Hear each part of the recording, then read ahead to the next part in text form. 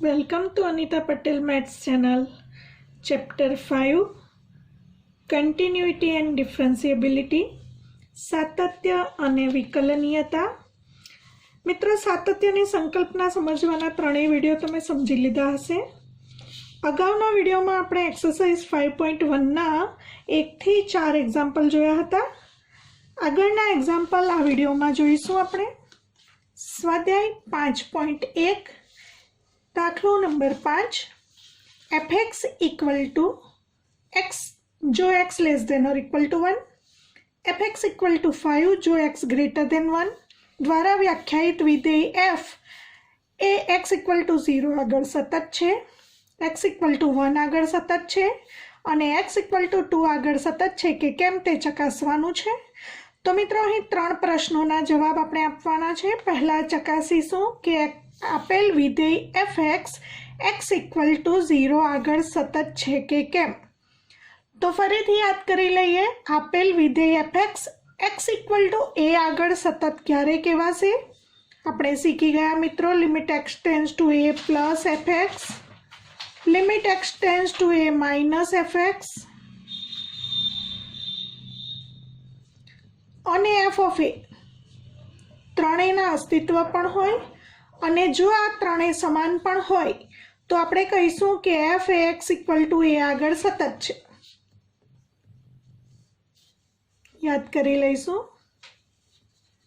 તો અહીં f A x equal to 0 આગળ સતત છે કે કેમ તે ચકાસણી કરવા માટે અહીં જમણી બાજુનું લક્ષ મેળવીશું, ડાબી બાજુનું લક્ષ મેળવીશું અને તે વિધેય આગળ તે કિંમત આગળ વિધેયનું મૂલ્ય એટલે કે f ઓફ 0 પણ મેળવીશું. તો આપણે મેળવીશું limit x tends two 0 plus fx, limit x tends two 0 minus fx અને f ઓફ 0.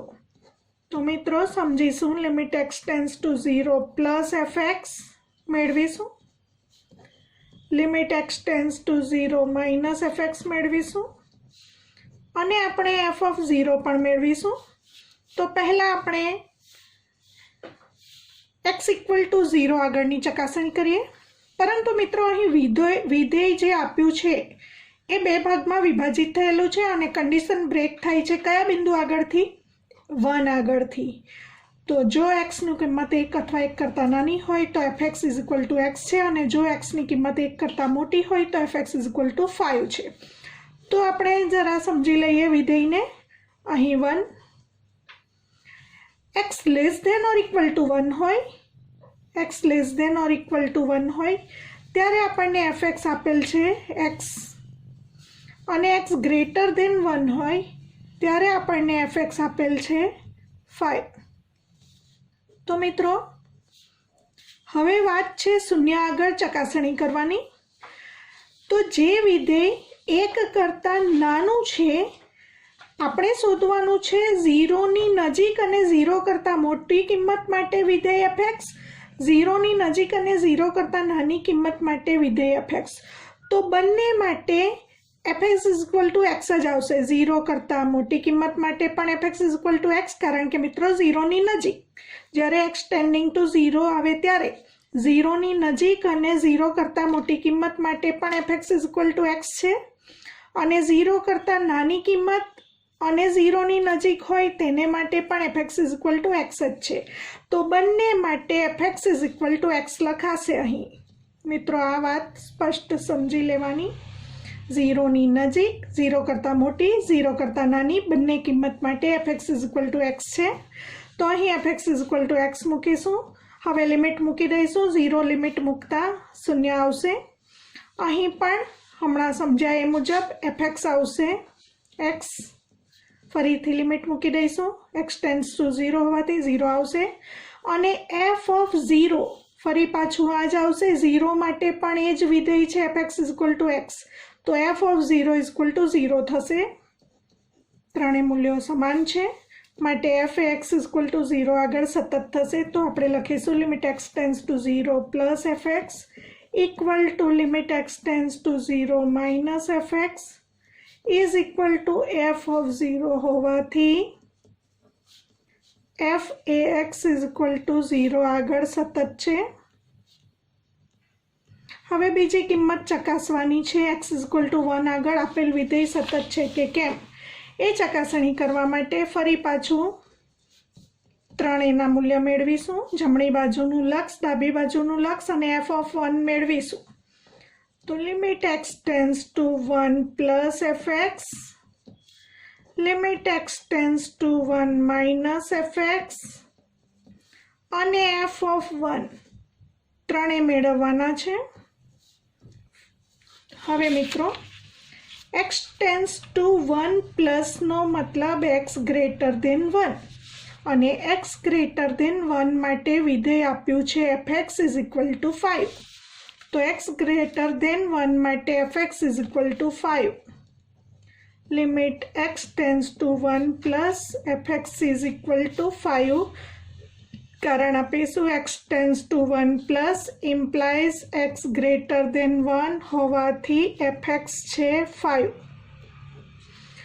5 અચળ વિધેય છે અને અચળ વિધેયનું લક્ષ અચળ વિધેય પોતે હોવાથી 5 આન્સર મળશે. હવે ડાબી બાજુનું લક્ષ મેળવીશું. Limit x tends to 1 minus fx, x tends to 1 માઇનસનો મતલબ થાય x less than 1, x tends to 1 minus implies x less than 1 અને x લેસ ધેન 1 માટે fx આપ્યું છે x. મિત્રો fx = x લખીશું.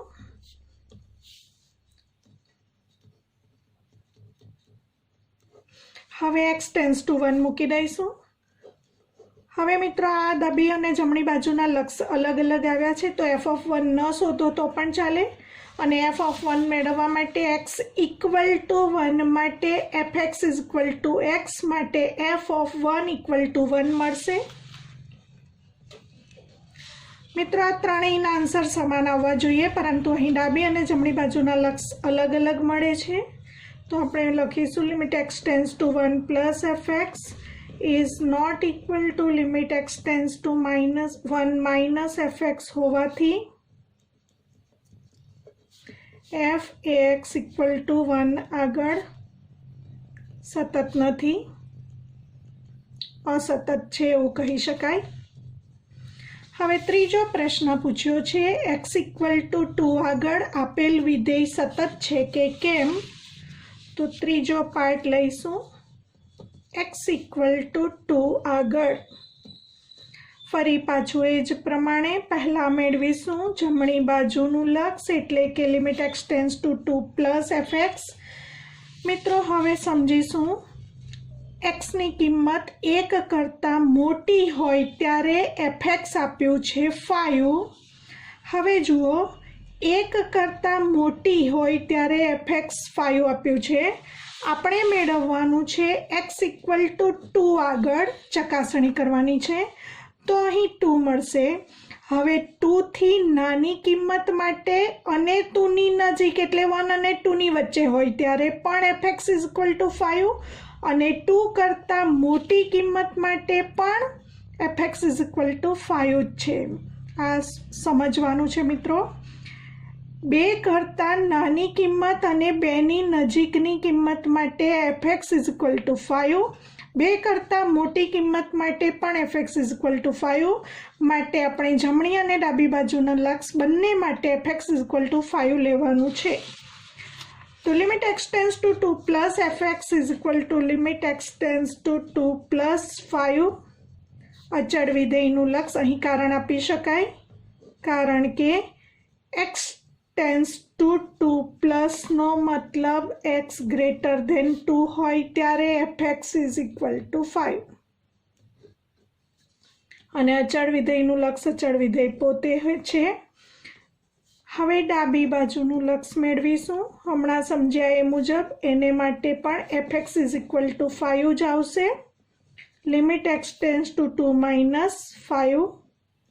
અચળ વિધેયનું લક્ષ અચળ વિધેય પોતે માટે 5 મળશે. ફરી પાછું કારણ આપીશું. x ટેન્ડ્સ ટુ 2 માઇનસ એટલે કે xની કિંમત 2 કરતાં નાની. મિત્રો 2 કરતાં નાની પરંતુ 2 ની નજીક એટલે કે 1 અને 2 ની વચ્ચે માટે fx ફરી પાછું 5 મળશે.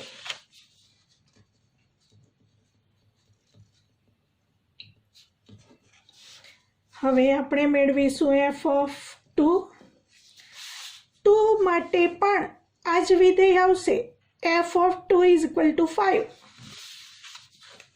ત્રણેય મૂલ્યો સમાન છે, ડાબી બાજુનું લક્ષ જમણી બાજુનું લક્ષ અને f(2) સમાન હોવાથી f એ x = 2 આગળ સતત વિધેય થશે. Limit x tends two 2 plus fx = limit x tends two 2 minus fx is equal two f2 હોવાથી આપેલ વિધેય fx એ x = 2 આગળ સતત છે તેમ કહીશું.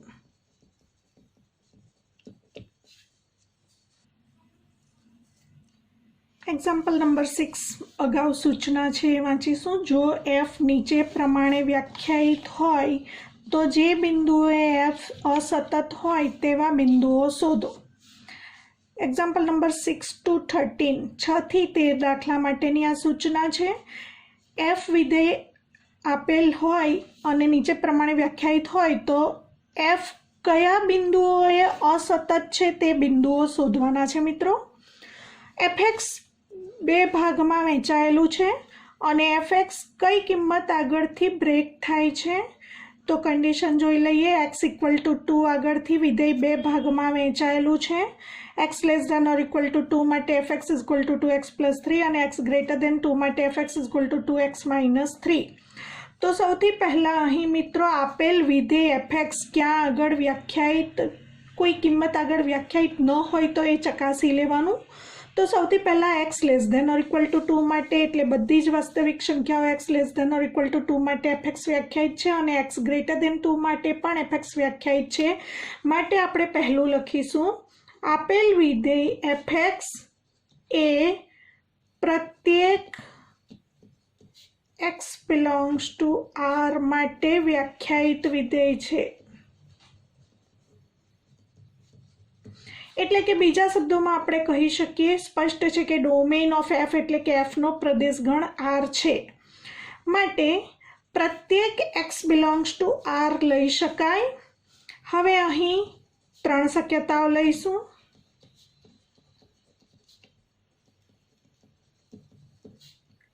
કોઈ એક કિંમત ધારી લઈશું. ધારો કે કારણ કે કોઈ કિંમત આગળ સાતત્ય ચકાસવાનું નથી, આપણે શોધવાનું છે કયા બિંદુઓએ f અસતત છે. તો કોઈ એક કિંમત પ્રદેશમાંથી ધારી લઈશું. ધારો કે c belongs to R. માટે c માટે અહીં ત્રણ શક્યતાઓ લઈશું. આપેલ વિધેયને અનુલક્ષીને c <2, c = 2 અને c < 2. તો આપેલ વિધેય પ્રમાણે અહીં ત્રણ શક્યતાઓ છે અથવા ત્રણ વિકલ્પો છે એવું કહી શકાય. વિકલ્પ 1માં લઈશું જો c <2 હોય તો c <2 હોય તો fx = 2x + 3 કારણ કે x <2 માટે વિધેય છે 2x + 3. તો હવે મિત્રો મેળવીશું limit x tends two c fx. કારણ કે f એ x = c આગળ સતત ત્યારે કહેવાશે જ્યારે limit x tends two c fx = fc થાય ત્યારે. તો પહેલાં મેળવીશું limit x tends two c fx = limit x tends two c. હવે fx = x <2 માટે જે વિધેય છે તે c <2 માટે છે. માટે 2x + 3 fx = 2x + 3. કારણ આપીશું કારણ કે x <2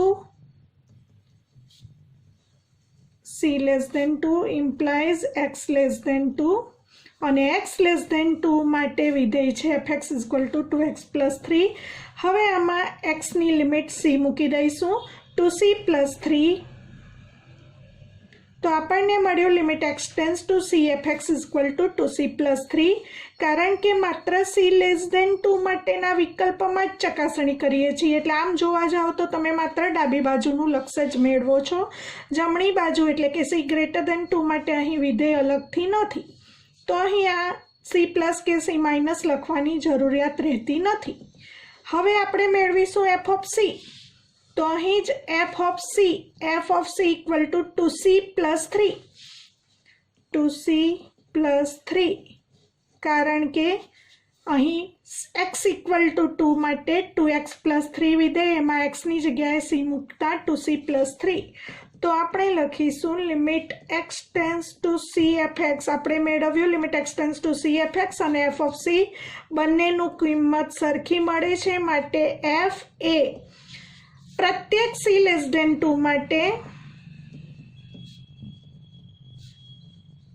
સતત છે એવું કહી શકાય. હવે લઈશું વિકલ્પ 2. વિકલ્પ 2 માં લઈશું c equal to 2. c equal to 2 માટે આપણે મેળવીશું જમણી બાજુનું લક્ષ, ડાબી બાજુનું લક્ષ અને f of c. તો પહેલા મેળવીશું limit x tends to c plus fx, એટલે કે limit x tends to c બરાબર 2 એટલે c x tends to 2 plus fx. હવે x ટેન્સ ટુ 2 પ્લસ એટલે x ગ્રેટર ધેન 2 માટે વિધેય આપ્યું છે 2x minus 3. fx is equal to 2x minus 3 લઈશું અને એમાં લિમિટ મૂકીશું. 2 લિમિટ મૂકતા 2 into 2 minus 3, 4 minus 3 equal to 1 મળશે. હવે એ જ પ્રમાણે આપણે ડાબી બાજુનું લક્ષ મેળવીશું. Limit x tends to c minus fx is equal to limit x tends to 2 minus c equal to 2 લીધી છે. fx equal to limit x tends to 2 minus x tends to 2 minus એટલે x less than 2. x less than 2 માટે વિધેય આપેલ છે 2x plus 3. એમાં limit મૂકીશું, એક્સની જગ્યાએ 2 લિમિટ મૂકીશું. 2 ઇન્ટુ 2 પ્લસ 3, 4 પ્લસ 3 7. આ બંનેના આન્સર અલગ અલગ મળે છે, માટે એફ ઓફ સી શોધવાની પણ જરૂર નથી. જો શોધીએ તો F of C equal to F of 2 equal to x equal to 2 આગળ વિધેય ઇક્વલ ટુ, મિત્રો અહીંયા જોવાનું છે x ઇક્વલ ટુ 2 માટે વિધેય કયું છે 2x પ્લસ 3. એમાં x ઇક્વલ ટુ 2 મૂકવાનું છે. 2 ઇન્ટુ 2 પ્લસ 3, 2 ઇન્ટુ 2 પ્લસ 3, ફરી પાછો 7 આન્સર આવશે. હવે આ બંને સમાન નથી તો આપણે લખીશું limit x tends to 2 plus fx is not equal to limit x tends to 2 minus fx હોવાથી f એ c equal to 2 આગળ સતત નથી. તો મિત્રો આપણે શોધવાનું છે અસતત બિંદુઓ શોધવાના છે આપણે. તો પહેલું અસતત બિંદુ મળી ગયું c equal to 2. વિકલ્પ 3 ચકાસીશું. વિકલ્પ 3 માં લઈશું c લેસ ધેન 2 લીધું, c ઇક્વલ ટુ 2 લીધું. હવે લઈશું c greater than 3. Limit x tends to c fx equal to limit x tends to c. હવે મિત્રો c ગ્રેટર ધેન 3 હોય ત્યારે c greater than 2. c greater than 2 હોય ત્યારે x ગ્રેટર ધેન 2 માટે fx is equal to 2x minus 3 લઈશું. તો અહીં fx is equal to 2x minus 3 કારણ આપીશું, કારણ કે c greater than 2 implies x greater than 2. હવે આમાં લિમિટ મૂકીશું. x ટેન્સ ટુ c મૂકી દઈએ 2c માઇનસ 3. હવે એફ ઓફ સી મેળવીશું. અહીં એફ ઓફ સી માટે પણ આ જ વિધેય લેવાનું છે. F of C 2c minus 3, કારણ કે x ગ્રેટર ધેન 2 માટે જે વિધેય હોય એમાં જ આપણે એફ ઓફ સી મેળવવાનું છે. F C equal to 2c minus 3. F of C equal to 2c minus 3 માટે અહીં limit x tends to c fx 2c minus 3 મળે છે અને fc પણ 2c માઇનસ 3 મળે છે, માટે આપણે કહી શકીશું limit x tends to c fx equal two fc હોવાથી f એ પ્રત્યેક c ગ્રેટર દેન 2 આગળ સતત છે।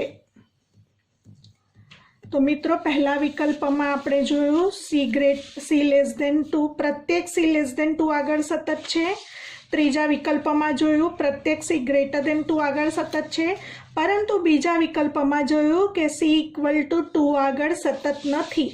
તો માટે આપણે કહી શકીશું fx A x equal to 2 આગળ અસતત છે।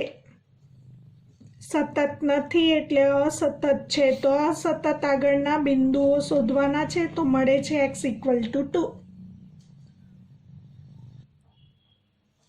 સાતમો એક્ઝામ્પલ જોઈશું। fx is equal to mod x plus 3 જો x less than or equal to -3, fx is equal to -2x જો -3 less than x less than 3 અને fx is equal to 6x plus 3 જો x greater than or equal to 3। મિત્રો અહીં પણ જે બિંદુઓએ f અસતત હોય તેવા બિંદુઓ શોધવાના છે। તો ફરી પાછું આગળના દાખલાની જેમ જ પહેલાં એ ચકાસણી કરી લઈએ કે આપેલું વિધેય fx એ કોઈ જગ્યાએ અવ્યાખ્યાયિત તો નથી ને। તો મિત્રો અહીં xની કિંમત -3 અથવા -3 કરતાં નાની કિંમત માટે વિધેય આ પ્રમાણે વ્યાખ્યાયિત છે, -3 અને 3ની વચ્ચે આ પ્રમાણે વ્યાખ્યાયિત છે, અને 3 અથવા 3 કરતાં મોટી કિંમત માટે વિધેય આ પ્રમાણે વ્યાખ્યાયિત છે। માટે વિધેય fx A for every x belongs to r માટે વ્યાખ્યાયિત છે। તો આપણે પહેલાં લખીશું fx એ પ્રત્યેક x બિલોંગ્સ ટુ r આગળ વ્યાખ્યાયિત છે। હવે જે fx આપ્યું છે 3 ભાગમાં વહેંચાયેલું છે, એમાં પહેલો જે વિભાગ છે એને ફરીથી લખીશું કારણ કે xની કિંમત -3 અથવા -3 કરતાં નાની। તો મિત્રો જરા અહીં સમજી લઈએ સંખ્યા રેખા ઉપર જેથી સ્પષ્ટ ખ્યાલ આવે તમને।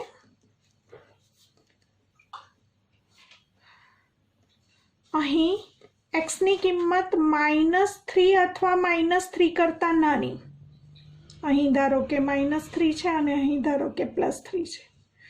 -3 અથવા -3 કરતાં નાની ગમે એટલી કિંમત માટે fx is equal to mod x plus 3। fx is equal to mod x plus 3। હવે મિત્રો અહીં તમે જોઈ શકો છો કે બધી ઋણ કિંમત જ આવવાની છે, એનો અર્થ x લેસ ધેન 0 છે। x લેસ ધેન 0 હોય ત્યારે mod x is equal to -x લખી શકાય। તો અહીં માન વિધેયની વ્યાખ્યાનો ઉપયોગ કરીશું। x લેસ ધેન 0 હોય ત્યારે mod x is equal to -x। અહીં -3 અથવા -3 કરતાં નાની કિંમત છે એટલે x લેસ ધેન 0 હોવાથી mod xની જગ્યાએ આપણે -x મૂકી દઈશું। x less than or equal to -3 હોય ત્યારે। હવે -3 અને +3 વચ્ચેની કિંમતો માટે -3 અને +3 વચ્ચેની કિંમતો માટે fx આપ્યું છે -2x અને 3 અથવા 3 કરતાં મોટી કિંમત માટે અહીં 3 અથવા 3 કરતાં મોટી કિંમત ગમે એટલી એને માટે 6x પ્લસ 3 આપ્યું છે fx તરીકે। હવે મિત્રો આને બદલે આપણે -x લખી દઈએ, બાકીની બે શક્યતાઓમાં જેમ છે એમ રાખીશું અને આપણે શું મેળવવાનું છે વિધેય fx જે બિંદુઓએ અસતત હોય તે બિંદુઓ મેળવવાના છે। તો સૌથી પહેલાં તો કોઈક c ધારી લઈશું ડોમેઇનમાંથી, ડોમેઇન ઓફ fમાંથી। ડોમેઇન ઓફ f અહીં આપણે આવું પણ લખી શકીએ કે fનો પ્રદેશ ગણ r છે કારણ કે પ્રત્યેક x બિલોંગ્સ ટુ r આગળ fx વ્યાખ્યાયિત છે અને rમાંથી કોઈક કિંમત c ધારી લઈશું। તો કોઈક c બિલોંગ્સ ટુ r માટે અહીં કેટલાક વિકલ્પો લઈશું। વિકલ્પ નંબર 1માં તમે વિધેયને જુઓ તો ખ્યાલ આવશે કે વિધેય માટે -3 કિંમત આગળથી વિધેય વહેંચાયેલું છે અને +3 કિંમત આગળથી પણ વિધેય વહેંચાયેલું છે। તો અહીં વિધેય અલગ અલગ ભાગમાં વહેંચાયેલું છે, બે કિંમતો આગળથી, -3 આગળથી અને +3 આગળથી। તો આપણે ત્રણ શક્યતાઓ -3 માટે લઈશું કે સીની કિંમત -3 કરતાં નાની હોય, સી ઇક્વલ ટુ -3 હોય અને સી ગ્રેટર દેન -3 હોય ત્યારે, અને બીજી 3 શક્યતાઓ લઈશું સીની કિંમત 3 કરતાં નાની હોય, c less than 3, c greater than 3 અને સી ઇક્વલ ટુ 3. તો અહીં 6 વિકલ્પ માટે આપણે જોઈશું કે કઈ કિંમત આગળ વિધેય સતત છે અને કઈ કિંમત આગળ વિધેય સતત નથી. તો પહેલા વિકલ્પમાં લઈશું સી લેસ દેન -3 અને આપણે મેળવીશું limit x tends to c fx equal to limit x tends to c. હવે સી લેસ દેન -3 હોય, સી લેસ દેન -3 હોય તો x less than -3, x less than -3 માટે fx is equal to -x plus 3. તો અહીં fx is equal to -x plus 3 અને એનું કારણ આપીશું, કારણ કે c less than -3 implies x less than -3. હવે લિમિટ મૂકીશું, x ટેન્સ ટુ સી મૂકતા -c પ્લસ 3. હવે મેળવીશું f ઓફ c. તો x લેસ દેન -3 માટેના વિધેયમાં જ આપણે f ઓફ c પણ મેળવવાનું છે. અહીં જોઈશું x લેસ દેન -3 એટલે કે c લેસ દેન -3 માટે f of c equal two -c plus 3, -c plus 3. કારણ એવું આપી શકાય x ઇક્વલ ટુ c માટે fx equal to -x plus 3. અહીં મેળવ્યું બંનેની કિંમત સરખી હોવાથી limit x tends to c fx equal to f of c હોવાથી આપણે કહી શકીશું આપેલ વિધેય fx એ પ્રત્યેક કઈ શરત હતી, સી લેસ દેન -3 આગળ સતત છે. તો મિત્રો આ કિંમત આગળ સતત આવ્યું. બીજો વિકલ્પ લઈશું, વિકલ્પ નંબર 2 માં સી ઇક્વલ ટુ -3 લઈશું. હવે -3 સી ઇક્વલ ટુ -3 લઈએ એટલે આપણે અહીં ડાબી અને જમણી બાજુનું લક્ષ અલગ અલગ મેળવવું પડે, કારણ કે -3 કરતાં નાની કિંમત માટે વિધેય અલગ છે, -3 કરતાં મોટી કિંમત માટે પણ વિધેય અલગ આપ્યું હોવાથી પહેલાં મેળવીશું limit x tends two -3 plus fx, પછી મેળવીશું limit x tends two -3 minus fx અને છેલ્લે મેળવીશું f ઓફ -3. હવે જમણી બાજુનું લક્ષ મેળવવા માટે limit x tends two -3 plus એટલે કે -3 કરતાં મોટી કિંમત, -3 કરતાં મોટી કિંમત x ગ્રેટર દેન -3 માટે fx આપ્યું છે -2x. તો અહીં -2x મૂકીશું, એમાં x ટેન્સ ટુ -3 મૂકી દેતા આન્સર મળશે +6. ડાબી બાજુનું લક્ષ એટલે કે x less than -3, x less than -3 માટે વિધેય fx is equal to -x plus 3. તો અહીં -x પ્લસ 3 લિમિટ મૂકી દઈશું, x tends two -3 -3 plus 3, 3 plus 3 equal to 6 અને f ઓફ -3 તો x ઇક્વલ ટુ -3 માટે fx છે -x પ્લસ 3, એમાં xની જગ્યાએ -3 મૂકતા ફરી પાછો આન્સર 6 મળે. આ ત્રણેય આન્સર સમાન હોવાથી આપણે કહી શકીશું સતત છે. Limit x tends two -3 plus fx equal to limit x tends to -3 minus fx equal to f of -3 હોવાથી fx A x equal to -3 આગળ સતત છે. વિકલ્પ 3 તમે અહીં c = -3 આગળ સતત પણ લખી શકો। વિકલ્પ 3માં શક્યતા લઈશું। જો c ગ્રેટર દેન -3 હોય તો આપણે મેળવીશું limit x tends two c fx।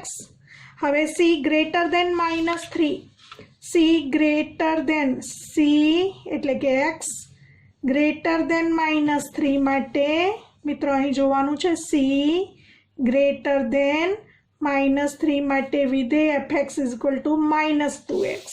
તો અહીં fx = -2x લઈશું, કારણ આપીશું c greater than -3 implies x greater than -3। હવે આમાં લિમિટ મૂકતા x ટેન્ડ્સ ટુ c મૂકો તો -2c આવશે અને f of c મેળવીશું તો એ જ વિધેયમાં x ની જગ્યાએ c મૂકવાનું છે, f of c = -2c। તો ફરી પાછા બંને આન્સર સમાન હોવાથી આપણે કહી શકીશું limit x tends two c fx = fc હોવાથી fx એ પ્રત્યેક c ગ્રેટર દેન -3 આગળ સતત છે। તો મિત્રો અહીં 3 વિકલ્પો -3 માટેના જોયા। c લેસ દેન -3 આગળ સતત છે, c = -3 આગળ પણ સતત છે અને c ગ્રેટર દેન -3 આગળ પણ સતત છે। વિકલ્પ 4 જોઈશું। હવે આપણે c લેસ દેન 3 માટે મેળવીશું c લેસ દેન 3। તો અહીં પહેલા મેળવીશું limit x tends two c fx = limit x tends two c।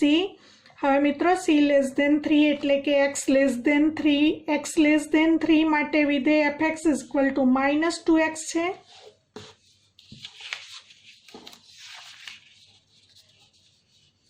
x less than 3 માટે fx = -2x, fx ની જગ્યાએ -2x મૂકીશું અને x ટેન્ડ્સ ટુ c મૂકવાથી -2c મળશે, કારણ આપીશું c less than 3 implies x less than 3। હવે fc મેળવીશું। c લેસ દેન 3 એટલે કે x લેસ દેન 3 માટે જે વિધેય છે એના પરથી f of c = -2c, બંને સમાન છે માટે limit x tends two c fx = f of c મળ્યું। આ બંનેના આન્સર સરખા મળ્યા માટે fx એ પ્રત્યેક c લેસ દેન 3 આગળ સતત છે।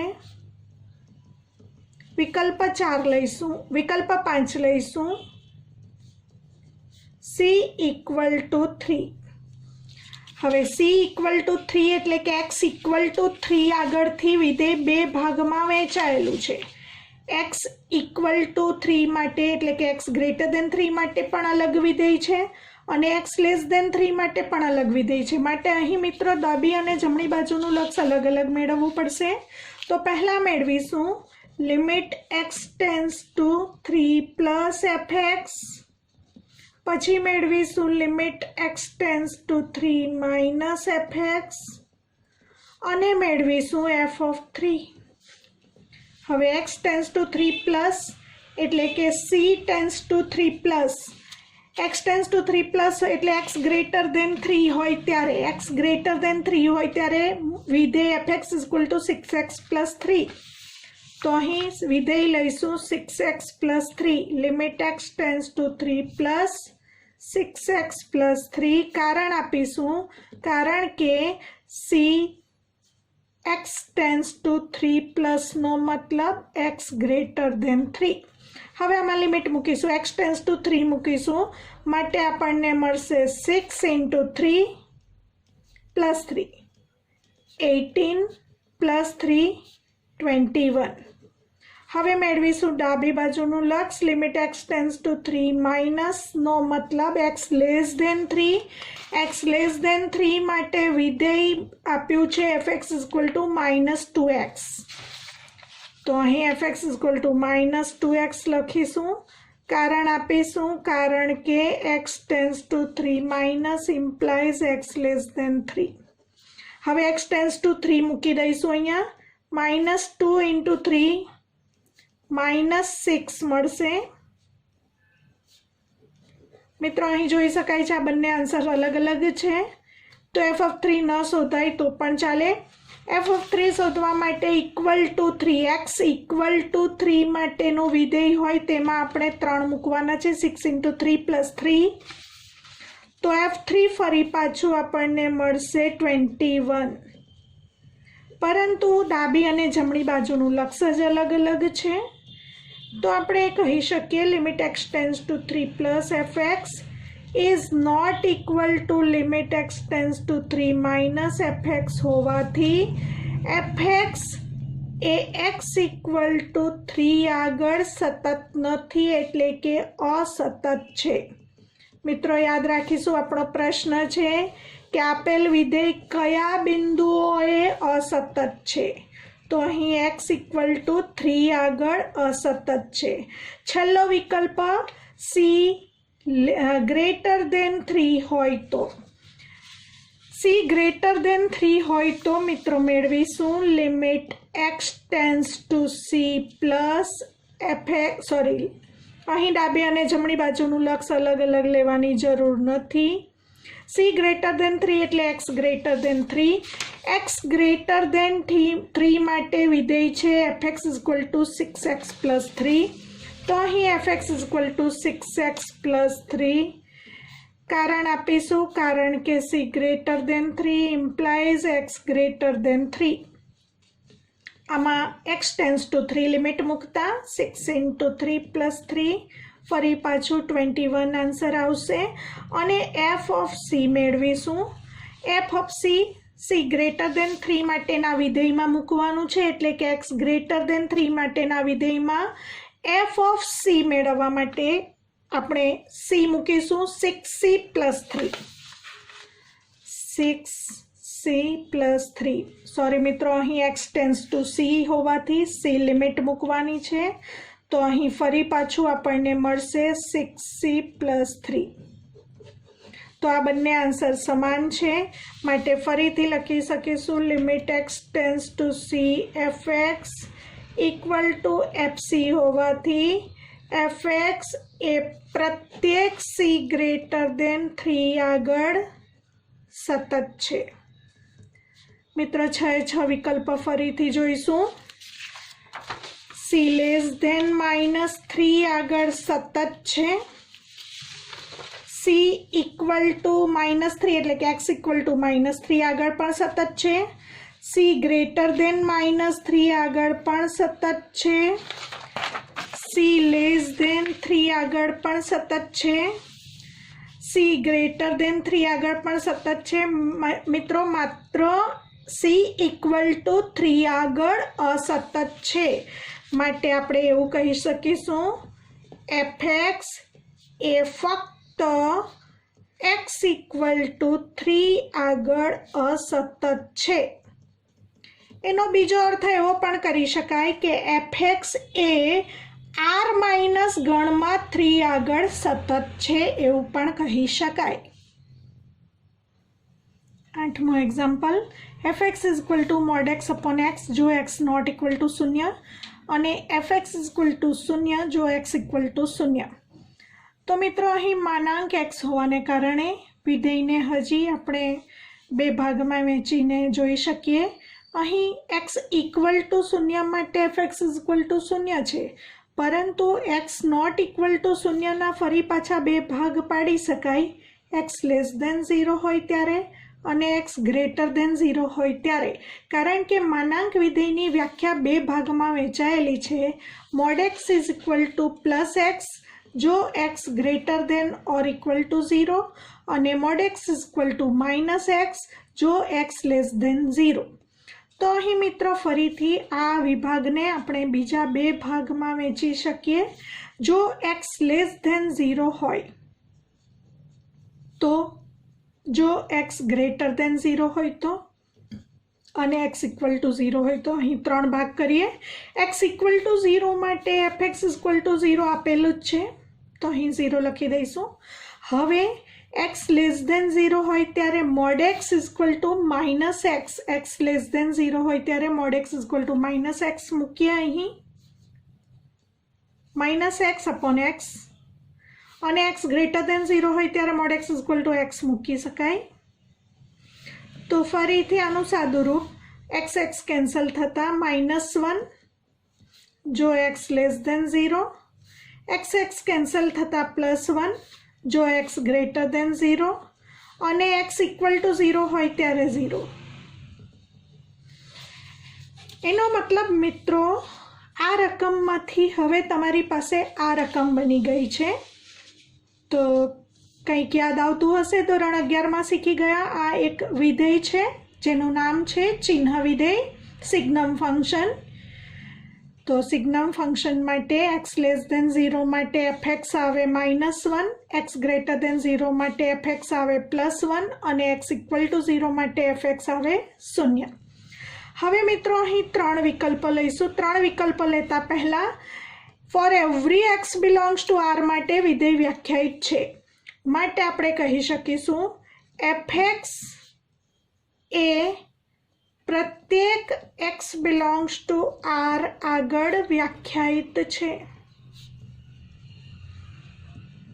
એટલે કે domain of f is equal to r, f નો પ્રદેશગણ r છે। હવે કોઈક કિંમત c બિલોંગ્સ ટુ r માટે અહીં 3 વિકલ્પો લેવા પડશે। c less than 0, c greater than 0, c equal to 0। વિકલ્પ નંબર 1 જો c લેસ દેન 0 હોય તો આપણે મેળવીશું limit x tends to c fx અને f of c। Limit x tends to c, હવે મિત્રો c લેસ દેન 0 હોવાથી x લેસ દેન 0 માટે fx છે -1 તો fx ઇક્વલ ટુ -1 કારણ આપીશું c less than 0 implies x less than 0। હવે -1 અચળ વિધેયનું લક્ષ અચળ વિધેય પોતે છે માટે -1 જ મળશે। અને હવે f of c less than 0 માટે f of c equal to -1। આ બંનેના આન્સર સમાન મળે છે માટે આપણે કહી શકીશું limit x tends to c fx equal to f of c। તો આપણે યાદ કરીએ સતત વિધેયની વ્યાખ્યા f A x equal to c આગળ સતત છે। તો માટે f એ પ્રત્યેક c લેસ દેન 0 આગળ સતત છે। બીજો વિકલ્પ લઈશું વિકલ્પ number 2 c equal to 0। c equal to 0 એટલે મિત્રો x ઇક્વલ ટુ 0 આગળ વિધેય છે fx ઇઝ ઇક્વલ ટુ 0। તો મેળવીશું limit x tends to c fx equal to limit x tends to c 0 c equal to 0 મિત્રો x ઇક્વલ ટુ 0 આગળ fx equal to 0 અને 0નું લક્ષ 0 કારણ આપીશું c equal to 0 implies x equal to 0। હવે fc મેળવીશું c ઇક્વલ ટુ 0 અને 0 આગળ fc ઇક્વલ ટુ 0 બંને સમાન છે માટે limit x tends to c fx equal two fc હોવાથી f એ c ઇક્વલ ટુ 0 આગળ સતત છે।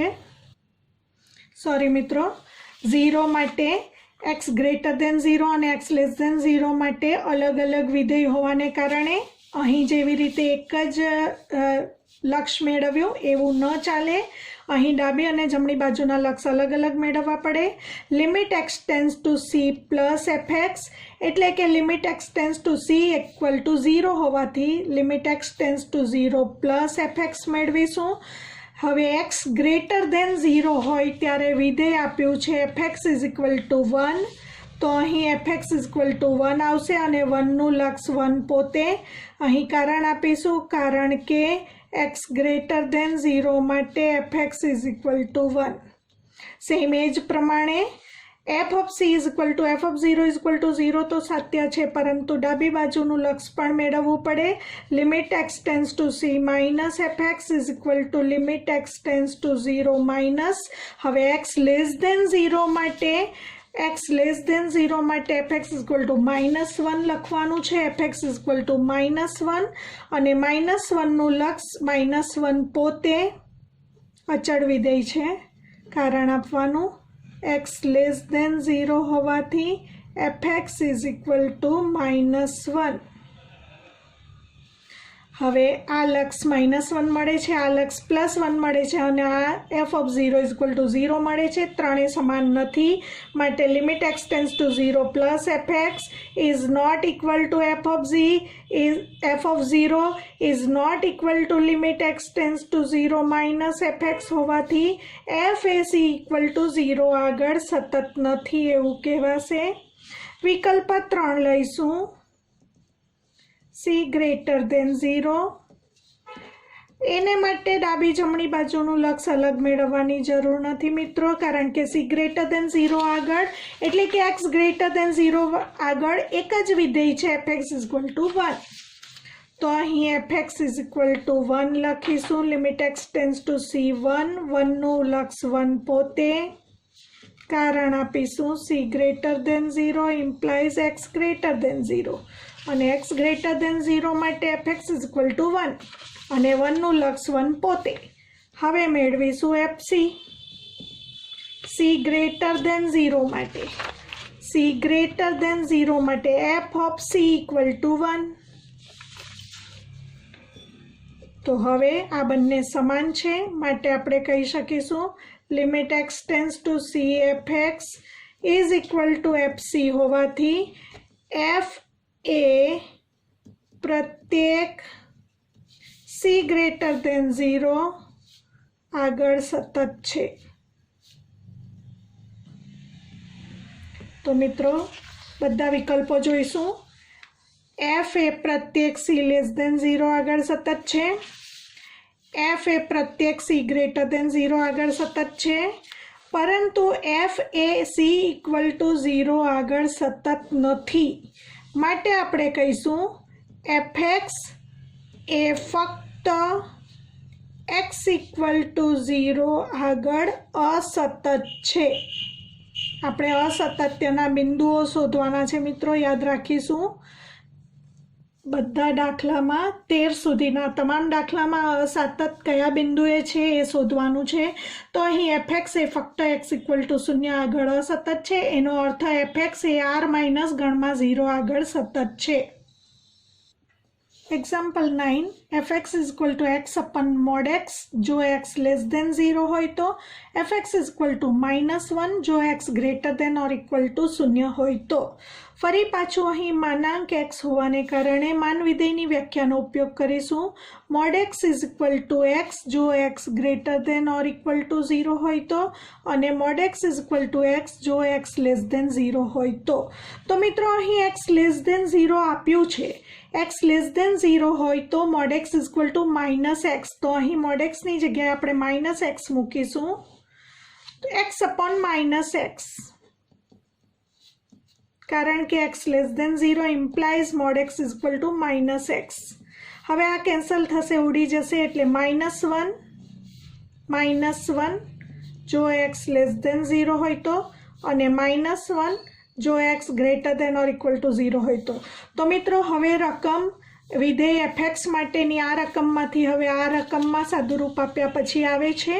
એનો મતલબ કે x લેસ દેન 0 હોય તો પણ fx આપણને -1 મળે છે, અને x greater than or equal to 0 હોય તો પણ fx આપણને -1 મળે છે. સૌથી પહેલાં તો fx વિધેય four every x belongs to r આગળ વ્યાખ્યાયિત છે.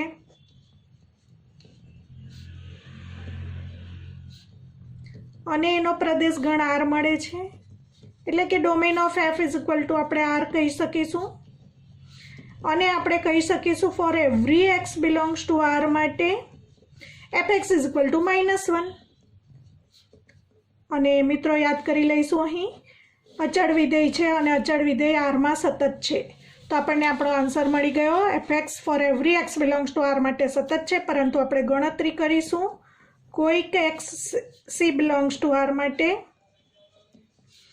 મેળવીશું limit x tends to C F x equal to limit x tends to c. હવે એફ એક્સ આપણું -1 છે for all x belongs to r માટે. અચળ વિધેયનું લક્ષ અચળ વિધેય પોતે. અને એફસી મેળવીશું F of C is equal to -1. બંને સમાન છે માટે આપણે કહી શકીશું limit x tends to C F x equal to FC હોવાથી એફ એ for every X belongs to R આગળ સતત છે માટે એફ એ કોઈ પણ બિંદુ આગળ અસતત નથી. એટલે અસતત હોય તેવું કોઈ પણ બિંદુ મળતું નથી. તો મિત્રો હવે પછીના એક્ઝામ્પલ સાથે નવા વિડીયોમાં મળીશું.